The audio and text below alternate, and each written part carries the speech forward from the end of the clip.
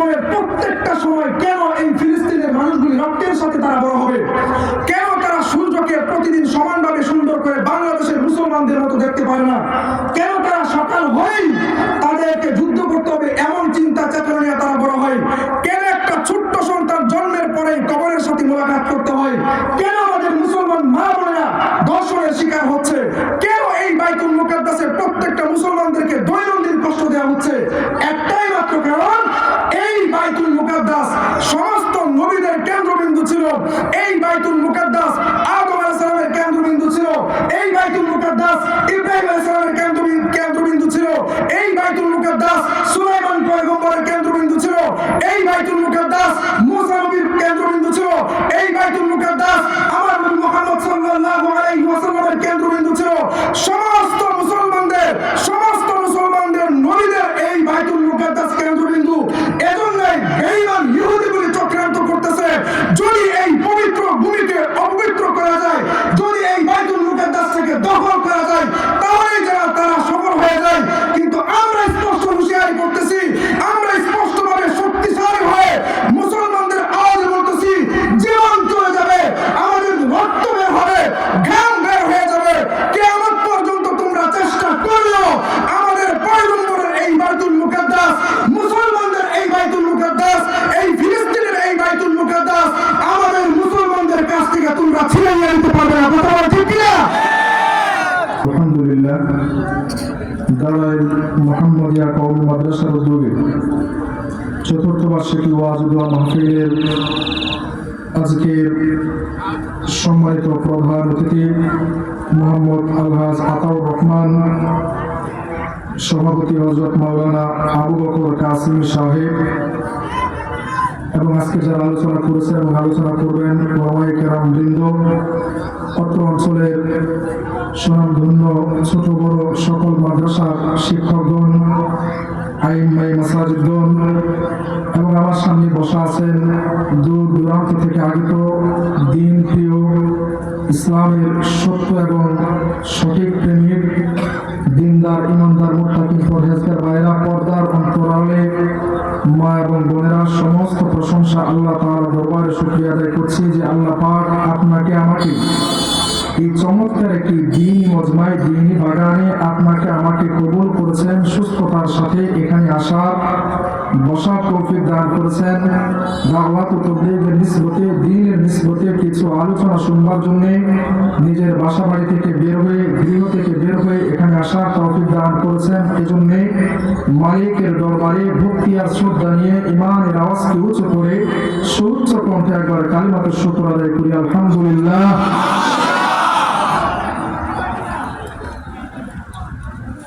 পৃথিবীতে আমরা জানি সবার আগে যাকে বানাইছেন তিনি হলেন হযরত আদম আলাইহিস সালাম, আমাদের যিনি আদি পিতা, আমাদের সবার যিনি পিতা, আমাদের পিতা তিনি কে? আদম আলাইহিস সালাম। ভাই সবাই একটু বলবেন, সবাই একবার জবানটা আওয়াজ করে নিজের বাবার নামটা বলি। নিজের বাবার নাম বলতে তার কোনো লজ্জা নেই, লজ্জা আছে?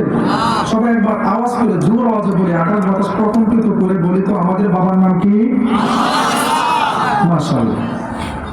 আদম আলাইহিস সালামকে যখন আল্লাহ তাআলা বানাইলেন,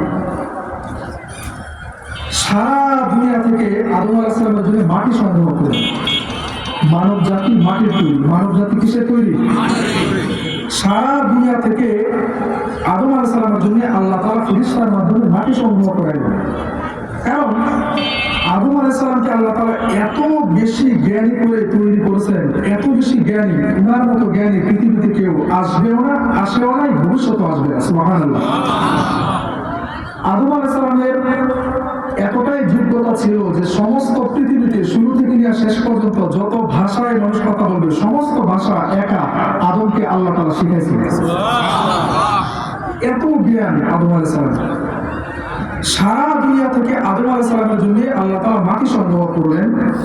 মাটি সংগ্রহ করার পরে আল্লাহ তাআলা বানানোর ইচ্ছা করলেন। আদম আলাইহিস সালামকে আল্লাহ তাআলা বানাইলেন। বানানোর পরে কিছু মাটি অবশিষ্ট রয়ে গেল। ভাই একটা বিল্ডিং বানাইতেছেন বা একটা দোকান করতেছেন বা একটা রাস্তা করতেছেন, অনেকগুলো মাল একসাথে ঢালাই গুলছে, ঢালাইগুলো অনেকগুলো একসাথে গোলা হচ্ছে প্লাস্টার করবেন। তো সকাল থেকে নিয়ে বিকাল পর্যন্ত প্লাস্টার করার পরে কিছু প্লাস্টার অতিরিক্ত হয় কি হয় না? এরকম আল্লাহ একটু অতিরিক্ত হয়েছে, সুবহানাল্লাহ বলেন না? আল্লাহ একটু অতিরিক্ত হয়েছে আর কি, এটা আল্লাহ একটা ইচ্ছা। তো আদম আলাইহিস সালামকে যখন আল্লাহ পাক বানাইলেন, অবশিষ্ট কিছু মাটি রয়ে গেল। অবশিষ্ট মাটিটা এখন কি করা হবে? আল্লাহ পাক রব্বুল আলামিন বললেন, ফেরেশতারা রে, এই মাটিগুলা তোমরা সারা পৃথিবীতে ছড়ায় দাও। আমরা করি কি, সারাদিন ঢালাই করার পরে কিছু বাড়ছে, তো রান্নাঘরের একটু কোনা, দোকানের একটু সাইড, তারপরে একটু গর্ত যেখানে আছে সেখানে একটু অবশিষ্ট কাজগুলা কাজে লাগে, নাকি আমরা কেউ নষ্ট করি পুরো একটা কাজে লাগে। আল্লাহ পাক বললেন যে অবশিষ্ট কিছু মাটি বেড়ে গেছে, তো এগুলা একটু কাজে লাগে। ফেরেশতাদেরকে বললেন, আল্লাহ পাক রব্বুল আলামিনের এই আদেশ অনুযায়ী ফেরেশতারা সারা পৃথিবীতে ছড়ায় দিলেন। এভাবে ছড়ায় দেওয়ার পরে পৃথিবীর বিভিন্ন প্রান্তে প্রান্তে সেই মাটিগুলা পড়ে গেল। ইতিহাসবিদগণ লেখেন, মুহাদ্দিসিনে কেরাম লেখেন, যেই জায়গার মধ্যে আদম আলাইহিস সালামের অতিরিক্ত মাটি, যেটা আদমকে বানানোর জন্য প্রস্তুত করা হয়েছিল, ওই অতিরিক্ত মাটি যেটা সারা পৃথিবীর আনাচে কানাচে ছড়ায় দেওয়া হলো, আল্লাহ পাক প্রত্যেকটা জায়গাকে মসজিদের জন্য কবুল করে নেবেন। এই যে আজকে বিভিন্ন জায়গাতে মসজিদ, দেখুন হঠাৎ করে নতুন কোন মসজিদ তৈরি হচ্ছে, অথবা 200 বছর আগে থেকে কোন মসজিদ আছে, এবং বর্তমান সমাজে কিছু মসজিদ চলতেছে। প্রত্যেকটা মসজিদই কারো ব্যক্তিগত, কারো মানে শারীরিক, সামাজিক, রাষ্ট্রীয় কোন ক্ষমতায় মসজিদ করছে, নাকি একমাত্র আল্লাহ তাআলার ইচ্ছায় মসজিদ হচ্ছে? আল্লাহ তাআলার ইচ্ছায় মসজিদ হচ্ছে। কার ইচ্ছায় মসজিদ হয়? এই যে মসজিদগুলো হয়েছে না, আরো দেখবেন যে 200 বছর পর আরো কোনো মসজিদ হবে, কোন নতুন কোন মসজিদ নির্মাণ হবে। এখানে আল্লাহ তাআলা বিশেষ মাটি, আদম আলাইহিস সালামের মাটি ফেলেছেন। আল্লাহ তাআলা প্রত্যেকটা জায়গাকে মসজিদের জন্য আল্লাহ পাক উর্বর করে দিলেন এবং কবুল করে দিলেন। সুবহানাল্লাহ। এখন সারা দুনিয়ার সকল মসজিদই তো দামি, সকল মসজিদ দামি না? মসজিদের মধ্যে যখন কোনো মানুষ প্রবেশ করে, প্রবেশ করার সাথে সাথে আল্লাহ পাক তার জন্য সমস্ত রহমতের দরজা খুলে দেন। ভাই এটা একটু এগিয়ে রাখবেন, বিশ্বাসে রাখবেন যে আমি মসজিদে প্রবেশ করার সাথে সাথে আল্লাহ পাক রব্বুল আলামিন আমার জন্য সমস্ত রহমতের দরজা, আল্লাহুম্মা ফতাহলি আবওয়াবা রাহমাতিক, হে আল্লাহ আপনি আমার জন্য উন্মুক্ত করে দেন সমস্ত দরজা, দুনিয়ার রিজিকের দরজা, জান্নাতের দরজা, আসমানের দরজা, সমস্ত দরজা, যত ধরনের দরজা হতে পারে সমস্ত রহমতের দরজা আপনি আমার জন্য উন্মুক্ত করে দেন। সুবহানাল্লাহ। তো বান্দা যখন মসজিদে প্রবেশ করে, তখন বান্দার জন্য রহমতের দরওয়াজা উন্মুক্ত হয়ে যায়। এখন সমস্ত মসজিদেরই মূল্য আল্লাহর কাছে সমানভাবে আছে, কিন্তু তার মধ্যে থেকে 4টা মসজিদের মর্যাদা, গুরুত্ব একটু বেশি, মানে তুলনামূলক বেশি। এটা নবীজি বলেছেন দেখে, কোনো কারণে না। যেহেতু নবীজি বলেছেন, এই জন্য নবীজির জবান দিয়ে যখন কোনো কথা বের হয়, নবীজির জবান দিয়ে যখন কোনো কথা চলে আসে, সেই কথাটা নবীজি বলেন নাই, এটা কেমন যেন আল্লাহ তাআলা নবীজির জবান দিয়ে বলাইছেন।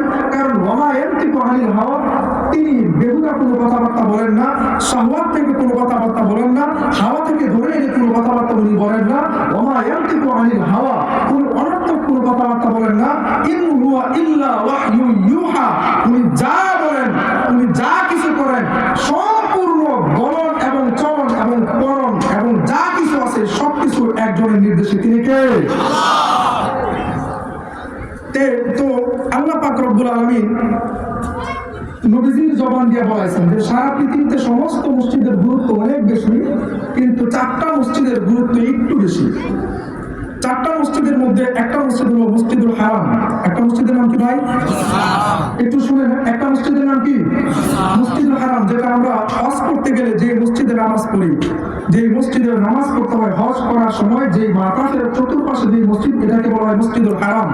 ওই মসজিদের হারামের ফজিলতটা আল্লাহ পাক একটু বাড়ায় দিয়েছেন, যে যদি কোনো মানুষ মসজিদুল হারামের মাঝে 1 রাকাত নামাজ পড়ে, তাহলে আমি আল্লাহ তাআলা তার আমলনামার মধ্যে 1 লক্ষ রাকাতের সওয়াব দান করি। তার চাইতে একটু গ্রেড কমায় দিল মসজিদে নববী। মসজিদ। সমস্ত মসজিদের মর্যাদা আল্লাহর কাছে সমানভাবে আছে, কিন্তু 4টা মসজিদের মর্যাদা একটু বেশি। এটা কি কারো বুঝতে ভুল হচ্ছে ভাই? কেউ ভুল বুঝবেন না। দ্বিতীয় নাম্বার মসজিদ হলো মসজিদে নববী। যেই নববী মসজিদের পাশে আমার আপনার পয়গম্বর, দুনিয়ার সরদার, সমস্ত নবীদের সরদার, কুল কায়নাতের সরদার, আকায়ে নামদার তাজদারে মদিনা হযরত মুহাম্মদ সাল্লাল্লাহু, যিনি এখানে শায়িত আছেন, উনার বরকতে মসজিদে নববীতে উনি জীবন কাটিয়েছেন, মসজিদে নববীকে উনি প্রতিষ্ঠিত করেছেন। এই মসজিদে যদি কোনো মানুষ 1 রাকাত নামাজ পড়ে, তাহলে আল্লাহ পাক রব্বুল আলামিন তার আমলনামার মধ্যে 50,000 রাকাত নামাজের সওয়াব দান করেন। দ্বিতীয় আরেকটা মসজিদ হলো মসজিদে কুবা। সেটাও ওই মসজিদে নববী থেকে অনেকটা দূরে, মসজিদে কুবা। 3 নাম্বার যে মসজিদ সেটা হলো, 4 নাম্বার যে মসজিদ সেটা হলো ফিলিস্তিনের মধ্যে অবস্থিত, সমস্ত পৃথিবীর মুসলমানদের প্রাচীন কেন্দ্রবিন্দু, সমস্ত মুসলমানের হৃদয়ের স্পন্দন, মসজিদুল আকসা। নাম কি? মসজিদুল আকসা, যেটাকে বাইতুল মুকাদ্দাস বলা হয়। এই মসজিদুল আকসা এই জন্য সফর করার জন্য 4টা মসজিদের নিয়তে যদি কেউ সফর করে যে আমি মসজিদুল আকসাতে যাচ্ছি, অথবা মসজিদুল হারামে যাচ্ছি, অথবা মসজিদে নববীতে যাচ্ছি, তাহলে ওনার জন্য পারমিশন আছে। অথবা ফজিলতের ক্ষেত্রে ওখানকার মসজিদ থেকে বাদ দিয়ে ওই মসজিদে, ওই মসজিদকে বাদ দিয়ে ওই মসজিদে, এমন কোনো ফজিলত নাই। শুধুমাত্র 3টা বা 4টা মসজিদের মধ্যে যাওয়া যায়। আল্লাহ পাক রব্বুল আলামিন এই মসজিদের মধ্যে একটা বিশেষ ফজিলত দান করছেন, কারণ এই মসজিদের সাথে ইসলামের অনেকগুলা বিষয় সম্পর্ক আছে, অনেকগুলা বিষয় জড়িত। মসজিদুল আকসাটা মুসলমানদের পূর্ব কিবলা ছিল। এখন আমরা যে এদিকে ফিরে নামাজ পড়ি, বর্তমান কাবা শরীফের দিকে নামাজ পড়ি।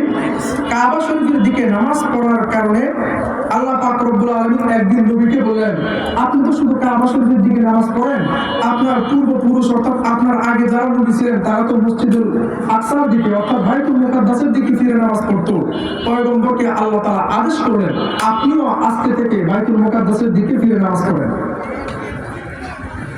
আল্লাহ পাক আদেশ করলেন, আওয়াল্লি ওয়াজহাকা শাতরাল মাসজিদুল হারাম। ও পয়গম্বর, আজকের পর থেকে আপনিও মসজিদুল হারামের দিকে নামাজ আদায় করবেন।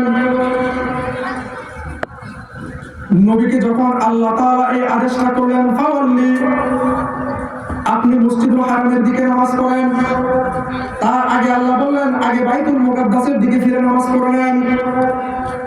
পয়গম্বর সাল্লাল্লাহু আলাইহি ওয়াসাল্লাম আল্লাহ তাআলার আদেশ পাওয়ার পর মসজিদুল আকসার দিকে আমার পয়গম্বর নামাজ আদায় করতেছেন। নবীজির অন্তরের মধ্যে একটা ব্যথা, নিজের জায়গা, নিজের জন্মভূমির জায়গাটা বাদ দিয়া, নিজের জন্মভূমির জায়গাটা বাদ দিয়া ওই মসজিদুল আকসার দিকে ফিরে নামাজ পড়ে আমার নবীজির মনের মধ্যে একটা কষ্ট। একটানা 16 মাস আমার পয়গম্বর, একটানা 16 মাস আমার পয়গম্বর মসজিদুল আকসার দিকে ফিরে নামাজ আদায় করেন। যদিও মসজিদুল আকসার দিকে আমার নবী ফিরে ফিরে নামাজ আদায় করেন, কিন্তু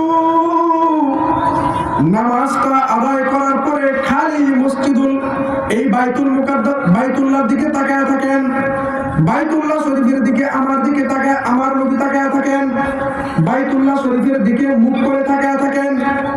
কারণ প্রত্যেক মানুষেরই তো একটা নিজের জন্মভূমির প্রতি একটা আলাদা টান, আলাদা মায়া আছে না নাই? ভাই, আপনি পৃথিবীর যেই জায়গাতেই থাকেন না কেন, আপনি পৃথিবীর যেই জায়গাতেই থাকেন, আপনার বাবার যে জায়গা, বাপ দাদার যে জন্মস্থান, এটার একটা মায়া আছে না নাই? আছে। নবীকে বললেন যে আপনি মসজিদুল আকসার দিকে ফিরে নামাজ পড়েন। নবীজি নামাজ পড়া শুরু করলো। নামাজটা পড়ে পড়ে শুধু বাইতুল্লাহর দিকে তাকায় থাকে। নামাজ পড়া শেষ, শুধু বাইতুল্লাহর দিকে তাকায় থাকে। কিন্তু আমার নবীকে বাইতুল মুকাদ্দাসের দিকে নামাজ পড়ার জন্য আদেশ করলেন কে? এখন আল্লাহ তাআলা আদেশ করছেন, নবী কি না মেনে থাকতে পারবেন? নবীকে মানতে হচ্ছে। নবী আলাইহিস সালাম মাশাআল্লাহ ওইদিকে ফিরে নামাজ পড়তেছে। আল্লাহ নবী সাল্লাল্লাহু আলাইহি ওয়াসাল্লাম মসজিদুল আকসার দিকে ফিরে নামাজ পড়েন। নামাজ পড়ার পর বারবার আমার পয়গম্বর বাইতুল্লাহর দিকে তাকায়া থাকেন। নবীজির অন্তর বারবার আমার পয়গম্বরের অন্তর শুধু বাইতুল্লাহর দিকে আর যেন আসমানের দিকে শুধু তাকায়া থাকে। আমার নবী আসমানের দিকে তাকাইয়া কি যেন আল্লাহ তাআলাকে বলতে চায়, ও আল্লাহ আমাকে তুমি বাইতুল্লাহর দিকে ফিরাইয়া দাও, বাইতুল মুকাদ্দাসের দিকে আমি নামাজ পড়তে চাই না। আল্লাহ পাক রব্বুল আলামিন আমার পয়গম্বরের কথাটা শুনলেন। হঠাৎ করে একদিন আল্লাহ পাক জিবরাইলের মাধ্যমে আল্লাহ পাক জানায় দিলেন, ও জিবরাইল যাও যাও আমার মুহাম্মদের কাছে তুমি যাও। জিবরাইল যখন আমার মুহাম্মদের কাছে আসলেন, আমার আপনার নবী মুহাম্মদুর রাসূলুল্লাহর কাছে চলে আসলেন। জিবরাইল এসে যেই মাত্র আমার পয়গম্বর 2 রাকাত নামাজের নিয়ত করলেন, 2 রাকাত নামাজ পড়া মাত্র শেষ হলো, সালামটা কেবলমাত্র ফিরাবেন, আল্লাহর নবীকে জিবরাইল সুন্দর করে কানে কানে জানায় দিলেন, ও পয়গম্বর আপনি শুধু আসমানের দিকে তাকাইয়া থাকেন, আজকের পর থেকে আর আসমানের দিকে তাকানোর কোনো দরকার নাই। আজকের পর থেকে আপনার চেহারাটা বাইতুল্লাহর দিকে ফিরাইয়া দেন। ফাওয়াল্লি ওয়াজহাকা শাতরাল মাসজিদিল হারাম। আল্লাহু আকবার। আজকের পর থেকে আপনার চেহারাটা বাইতুল্লাহর দিকে ফিরাইয়া দেন আর বাইতুল আকসার দিকে, বাইতুল মুকাদ্দাসের দিকে ফিরে নামাজ পড়তে হবে না। পয়গম্বরের অন্তর এত বেশি খুশি হলেন, এত বেশি খুশি হলেন, আল্লাহর নবী এত বেশি খুশি হলেন, সাথে সাথে আল্লাহ তাআলাকে বললেন, আয় আল্লাহ আমার অন্তরের ভিতরে যেই তামান্নাটা ছিল, আমি চাই পৃথিবীর সবার প্রথম যেই ঘর নির্মাণ করা হলো সেই ঘরটাকে কিয়ামত পর্যন্ত মুসলমান কিবলা হিসাবে মানবে। আল্লাহু আকবার। এজন্য আজকে আমরা বাইতুল্লাহর দিকে ফিরে নামাজ পড়ি। বলেন একবার আলহামদুলিল্লাহ। আমার নবী এটাকে শনাক্ত করে দিয়ে গেছেন, কিয়ামত পর্যন্ত বাইতুল্লাহকে কিবলা থেকে বিপরীত করে অন্যদিকে নামাজ পড়া জায়েজ হবে নাকি হারাম হবে? হারাম হয়ে যাবে, কারোর জন্য জায়েজ নেই। এজন্য যে যেই দিকেই থাকবে একদিকে ফিরে নামাজ আদায় করতে হবে, সেটা হলো কাবার দিকে। আমরা যেহেতু পূর্ব পাশে পড়ে গেছি এজন্য আমরা পশ্চিম দিকে ফিরে নামাজ পড়ি, কারণ আমাদের কাবাটা পশ্চিমে। কাবার ওই পাশে যারা আছে, পূর্ব পাশে যারা আছে তারা আবার, কাবার পশ্চিম পাশে যারা আছে তারা আবার পূর্ব দিকে ফিরে নামাজ পড়বে। মাকসাদ হলো কাবাকে সামনে রাখা। মাকসাদ কি? কাবাকে সামনে রাখা। এজন্য দেখবেন কাবা শরীফের চতুর্পাশে নামাজ পড়ে। কেন? কাবাকে সামনে রাখা হলো মূল মাকসাদ। আচ্ছা ভাই, এখন কথা হলো মসজিদুল আকসার বিষয়টা কি? মসজিদুল আকসাকে আজকে সারা দুনিয়ার বেঈমান ইহুদি নাসারা মুশরিকগণ মসজিদুল আকসাকে এমন ভাবে আক্রমণ করার চেষ্টা তারা কেন করতেছে? ইসরায়েলের মানুষগুলি কেন ফিলিস্তিনদেরকে আড়াই করতে দিচ্ছে না? জীবনের প্রত্যেকটা সময় কেন এই ফিলিস্তিনের মানুষগুলি রক্তের সাথে তারা বড় হবে? কেন তারা সূর্যকে প্রতিদিন সমানভাবে সুন্দর করে বাংলাদেশের মুসলমানদের মতো দেখতে পারে না? কেন তারা সকাল হয়েই তাদেরকে যুদ্ধ করতে হবে এমন চিন্তা চেতনা নিয়ে তারা বড় হয়? কেন একটা ছোট্ট সন্তান জন্মের পরেই কবরের সাথে মোলাকাত করতে হয়? কেন আমাদের মুসলমান মা বোনেরা ধর্ষণের শিকার হচ্ছে? কেন এই বাইতুল মুকাদ্দাসের প্রত্যেকটা মুসলমানদেরকে দৈনন্দিন কষ্ট দেওয়া হচ্ছে? একটাই মাত্র কারণ, এই বাইতুল মুকাদ্দাস সমস্ত নবীদের কেন্দ্রবিন্দু ছিল। এই বাইতুল মুকাদ্দাস আদম আলাইহিস সালামের কেন্দ্রবিন্দু ছিল। এই বাইতুল মুকাদ্দাস ইব্রাহিম আলাইহিস সালামের কেন্দ্রবিন্দু ছিল। এই বাইতুল মুকাদ্দাস সুলাইমান পয়গম্বরের কেন্দ্রবিন্দু ছিল। এই বাইতুল মুকাদ্দাস মুসা নবীর কেন্দ্রবিন্দু ছিল। এই বাইতুল মুকাদ্দাস আমার নবী মুহাম্মদ সাল্লাল্লাহু আলাইহি ওয়াসাল্লামের কেন্দ্রবিন্দু ছিল। সমস্ত মুসলমানদের নবীদের এই বাইতুল মুকাদ্দাস কেন্দ্রবিন্দু। এজন্যই বেঈমান ইহুদিগুলি চক্রান্ত করতেছে, যদি এই পবিত্র ভূমিকে অপবিত্র করা যায়, যদি এই বাইতুল মুকাদ্দাসকে দখল করা যায়, তাহলেই তারা সফল হয়ে যায়। কিন্তু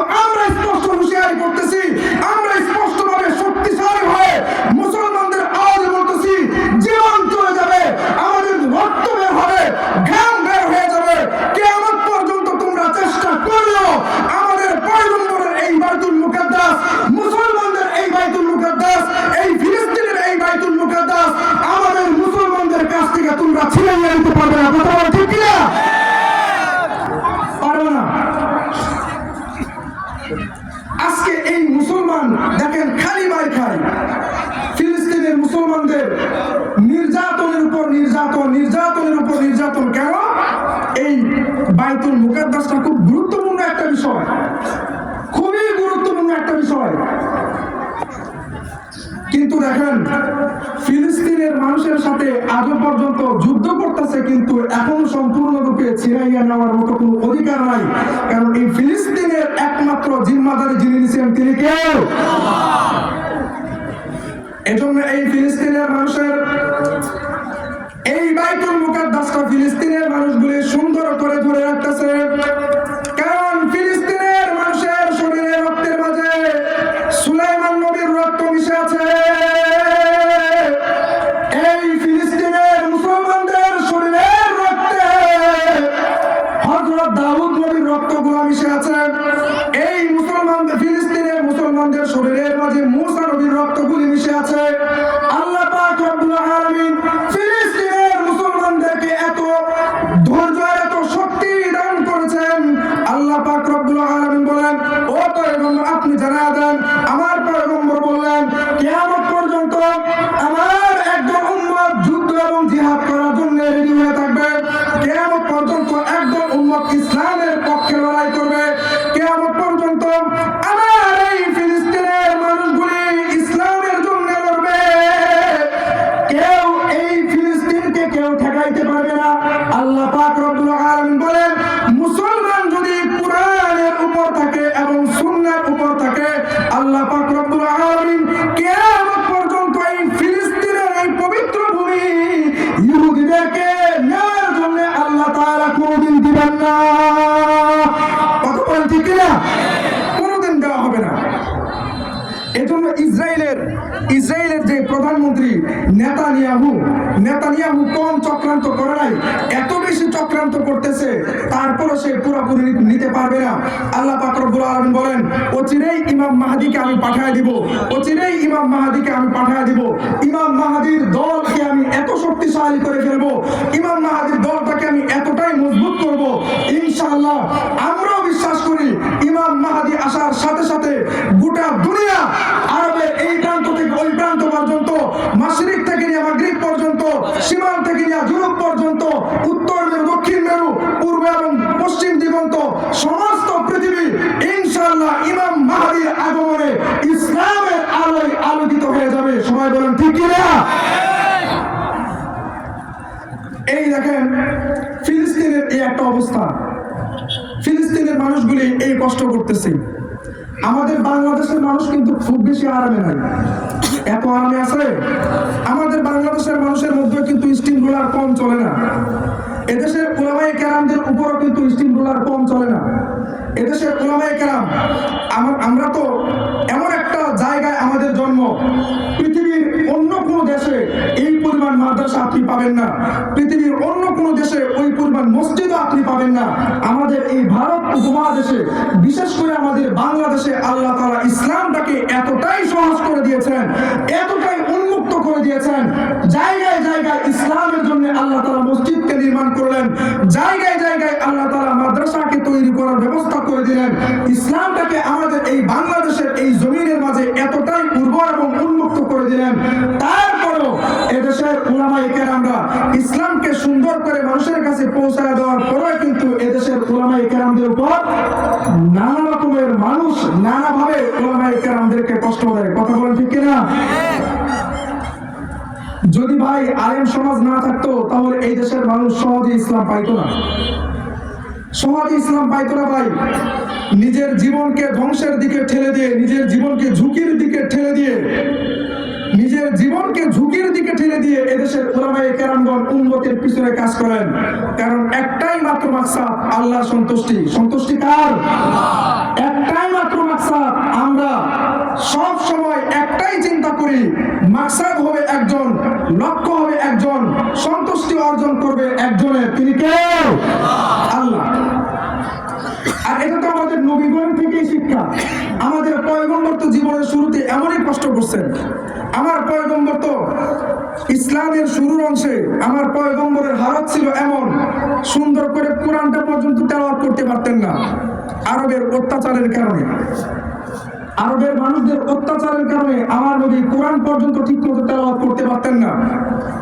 নবী সাল্লাল্লাহু আলাইহি ওয়াসাল্লামকে যখন জিবরাইল প্রথম আসলেন, যখন নবী আলাইহিস সালাম যখন জিবরাইল যখন নবীজির কাছে প্রথম আসলেন, তখন গায়ে হেরার মধ্যে জিবরাইল আমার পয়গম্বরকে বলতেছেন, ও পয়গম্বর আপনি পড়তে থাকেন, আপনি পড়ুন, ইকরা। নবী বলেন, আরে আমি তো পড়তে পারি না, মা আনা বিকারিন, আমি তো পড়তে জানি না, আমি কি পড়বো, তুমি আমাকে কি পড়ানোর অধিকার দাও? জিবরাইল বললেন, ও পয়গম্বর আপনি পড়তে থাকেন, ও পয়গম্বর আপনি পড়তে থাকেন। নবী বলেন, না না না, আমি তো পড়তে জানি না, মা আনা বিকারিন, আমি কি পড়বো? আল্লাহর পয়গম্বরকে জিবরাইল এবার সুন্দর করে ধরলেন, এমন জোরে একটা চাপ দিলেন, চাপ দেওয়ার সাথে সাথে আল্লাহ পাক রব্বুল আলামিন জিবরাইলের সিনা থেকে আমার নবীজির সিনার মধ্যে কোরআনটা নিয়ে নিলেন। যেই মাত্র চাপ দিলেন, চাপ দেওয়ার কারণে আমার নবীজি এত বেশি কষ্ট পাইলেন, এত বেশি চাপ আমার পয়গম্বর অনুভব করলেন। এবার যখন চাপ দেওয়া শেষ হয়ে গেল, জিবরাইল বললেন, ও পয়গম্বর আপনি পড়তে থাকেন, ইকরা।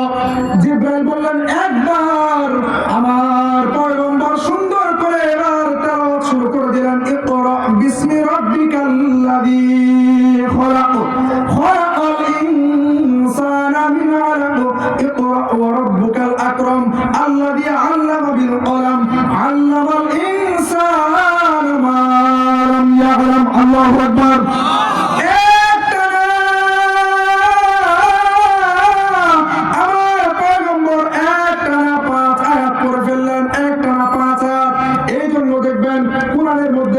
সবার প্রথম যে আয়াতটা আমার পয়গম্বর তেলাওয়াত করলেন, ইকরা বিসমি রাব্বিকাল্লাযী, এই সূরাটার নাম হলো সূরাতুল আলাক। কিন্তু সবার আগে এই সূরাটা তেলাওয়াত করার কারণে এই সূরার স্থানটা হয়ে গেল কোরআনের শেষের দিকে। কোরআনের শেষের দিকে এই সূরাটার স্থান হলো, কোরআনের শুরুর অংশ হলো ফাতিহা।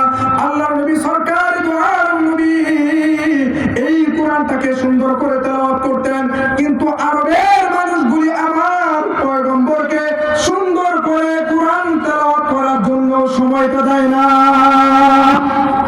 এত নির্যাতন আমার নবীকে তারা করছে, সুন্দর মতো একটু দিল খুলে ঠান্ডা মাথায় কোরআন তেলাওয়াত করবেন, সেই সময়টা পর্যন্ত আরবের এই শুকুরগুলি, আরবের এই জাহেলগুলি আমার পয়গম্বরকে দেয় নাই।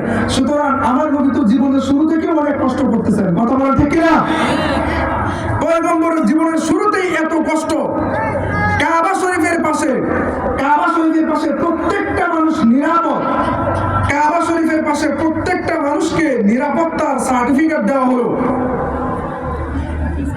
ওমান দাখালাহু কানা আমিনা, যে ব্যক্তি বাইতুল্লাহর দিকে প্রবেশ করবে, যে ব্যক্তি বাইতুল্লাহর মধ্যে প্রবেশ করবে, ওই ব্যক্তি নিরাপদ হয়ে যাবে।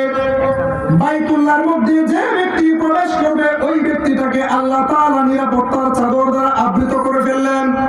কিন্তু আমার পয়গম্বর ওই কাবা শরীফের চত্বরের পাশে কোরআন তেলাওয়াত করো, আমার পয়গম্বর সুখ পায় না, শান্তি পায় না। আরবের জাহেলগুলি আমার পয়গম্বরকে এত বেশি কষ্ট দেয়, নবীকে কোরআন তেলাওয়াত করতে দেয় না। কিন্তু একবার আমার পয়গম্বর রাতে বেলা সুন্দর করে কোরআন তেলাওয়াত করতেছেন, ইয়াসিন ওয়াল কুরআনিল হাকীম ইন্নাকা লামিনাল মুরসালিন।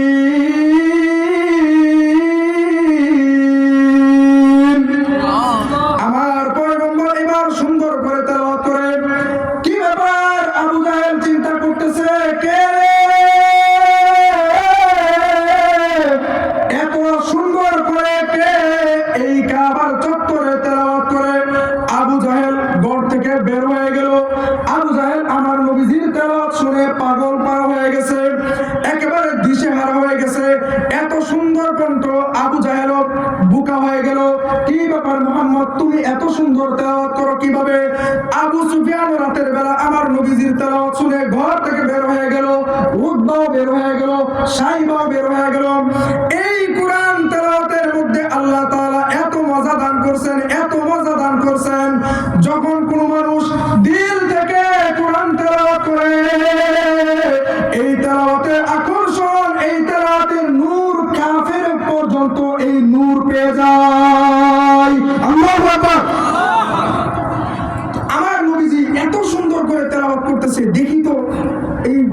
তেলাওয়াত একটু শুনে আসি।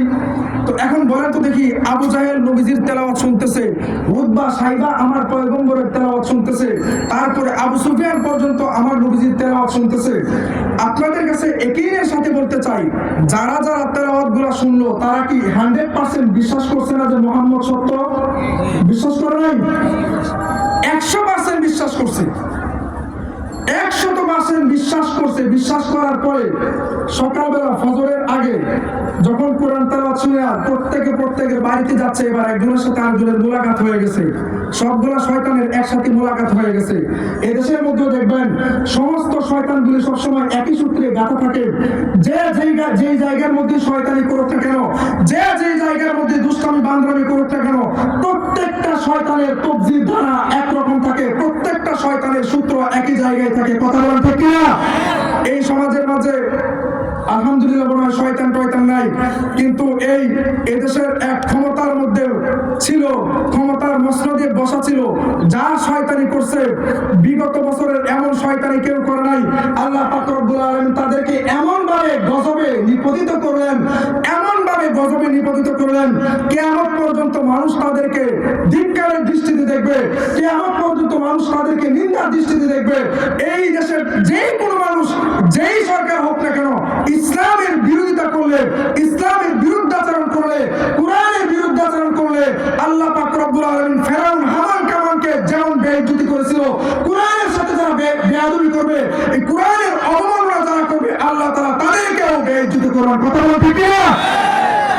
তারা স্থান পাবে না। আবু জাহেল সকালবেলা বের হয়ে উতবার সাথে সাক্ষাৎ, সাইবার সাথে সাক্ষাৎ, আবু সুফিয়ানের সাথে সাক্ষাৎ। এবার সবাই চার শয়তান একসাথে মিলে বলতেছে, সাবধান সাবধান, সকালবেলা কিন্তু মানুষের সাথে এই কথাটা বলা যাবে না, সকালবেলা মানুষের কাছে এই কথা বলতে পারবে না। আমার পয়গম্বর যখন কোরআন তেলাওয়াত করে, আল্লাহ পাক আমার পয়গম্বরের জবানের মাঝে এত সুন্দর, এত মজা আল্লাহ তাআলা দান করেছেন। পৃথিবীর মধ্যে আরেকজন নবী ছিল, নবীর নাম হচ্ছে দাউদ আলাইহিস সালাম। দাউদ আলাইহিস সালাম যখন কোরআন তেলাওয়াত করতেন, তখন তো জাবুর গ্রন্থ তেলাওয়াত করতেন। জাবুর গ্রন্থ তো আমি পড়তে পারবো না, মনে করেন কোরআন তেলাওয়াত করতেন। দাউদ নবীকে আল্লাহ তাআলা এত সুন্দর সুর, এত সুন্দর সুর আমার দাউদ নবীকে আল্লাহ তাআলা দান করেছেন। উনি যখন কোরআন তেলাওয়াত করতেন, জাবুর গ্রন্থ যখন তেলাওয়াত করতেন, উড়ন্ত পাখিরা তেলাওয়াত শোনার জন্য মাটির মধ্যে নেমে আসতো। সুবহানাল্লাহ! উড়ন্ত পাখিগুলি মাটির মধ্যে নেমে আসতো। দাউদ নবী সুন্দর করে তেলাওয়াত করেন, আলহামদুলিল্লাহি রাব্বিল আলামিন আর রহমানির রহিম মালিকি ইয়াউমিদ্দিন ইয়্যাকা না'বুদু ওয়া ইয়্যাকা নাস্তাঈন ইহদিনাস সিরাতাল মুস্তাকিম সিরাতাল লাযীনা আন'আমতা আলাইহিম গায়রিল মাগদুবি আলাইহিম ওয়ালাদ-দাল্লিন। আল্লাহু আকবার। আমার পয়গম্বর দাউদ আলাইহিস সালাম এত সুন্দর করে তেলাওয়াত করতেন, মাশাআল্লাহ মাশাআল্লাহ। দাউদের সুললিত কণ্ঠে পাহাড়গুলো হেলতে থাকে, দুলতে থাকে। পাহাড়গুলোকে আল্লাহ তাআলা পেরেক হিসাবে নির্মাণ করলেন। ওয়াজাআলনাল জিবালা আওতাদা, আমি পাহাড়গুলোকে জমিনের জন্য পেরেক হিসাবে নির্মাণ করলাম। পেরেক মানে কি বুঝছেন? পেরেক মানে হলো এক একটা পাহাড়কে এমন ভাবে শক্তিশালী করা হলো, এই কাঠের মধ্যে একটা লোহা মারা হলো, লোহার অধিকাংশ অংশটা কিন্তু কাঠের ভিতরে চলে যায়। কথা বলা ঠিক কিনা? লোহা যখন পিটানো হয়, ওই লোহার অধিকাংশ অংশ কাঠের নিচেই চলে যায়। আল্লাহ পাক এই মুসলমানদেরকে জমিনের মাঝে টিকাইয়ে রাখার জন্য এই পাহাড়গুলিকে পেরেক হিসাবে নির্মাণ করে দিলেন। পাহাড়গুলি আমরা জমিনের মাঝে যতটুকু দেখি, জমিনের উপরে আমরা পাহাড়গুলিকে যতটুকু দেখি, তার চাইতে ডাবলের ডাবল আল্লাহ তাআলা নিচের মধ্যে রেখে দিলেন। আল্লাহু আকবার! এত শক্তিশালী। এই পাহাড়গুলি হেলতে থাকে, দুলতে থাকে। আল্লাহ পাক বললেন, কি ব্যাপার পাহাড়, তুমি কেন হেলতে থাকো, তুমি কেন দুলতে থাকো? পাহাড় বলে, আল্লাহ আপনার পয়গম্বর এত সুন্দর করে আপনার পয়গম্বর দাউদ কোরআন তেলাওয়াত করে, তার তেলাওয়াতের সুরে বিমোহিত হয়ে আমি পাহাড়গুলো হেলতে থাকি, দুলতে থাকি। এত সুন্দর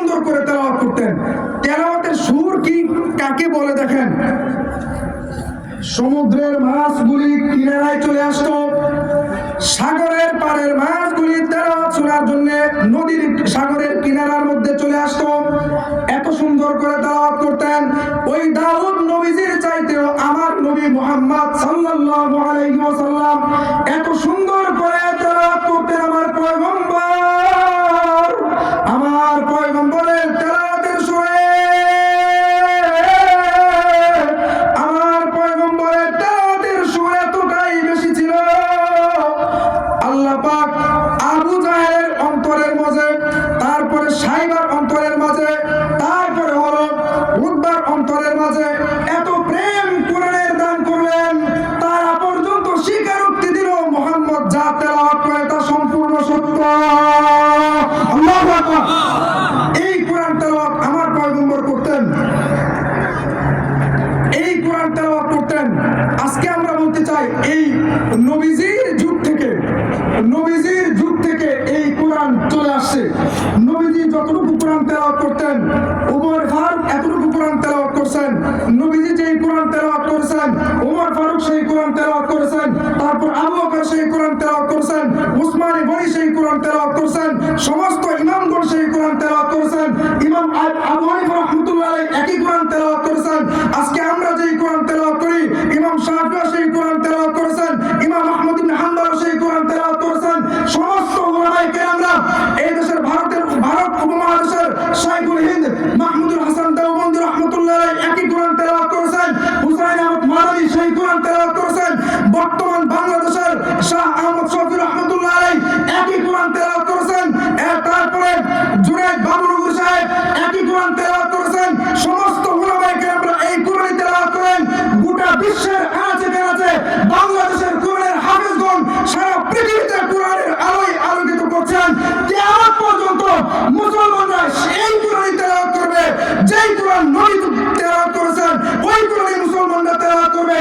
কোরআনের উপর যদি কোনো মানুষ চোখ রাঙানোর চেষ্টা করে, কোরআনের উপর যদি কোনো মানুষ অপবাদ দেওয়ার চেষ্টা করে, বাংলাদেশের সমস্ত মুসলমানগণ কোরআনের প্রেমিক হিসেবে, কোরআনকে যেইভাবে মহব্বত করে, কোরআনের ধারক বাহক হিসেবে জীবন দেওয়ার জন্য তারা প্রস্তুত হয়ে যাবে। কথা বলেন ঠিক কিনা? এই জন্য ভাই, যতদিন আমরা দুনিয়াতে থাকবো, পয়গম্বর যেভাবে কোরআন তেলাওয়াত করেছেন, পয়গম্বর যেই কোরআন তেলাওয়াত করেছেন, আজও আমরা সেই কোরআন তেলাওয়াত করি। পয়গম্বরের জমানায় কোরআন 30 পারা ছিল, আজও আমাদের জমানায় কোরআন 30 পারা আছে। সবাই বলেন আলহামদুলিল্লাহ।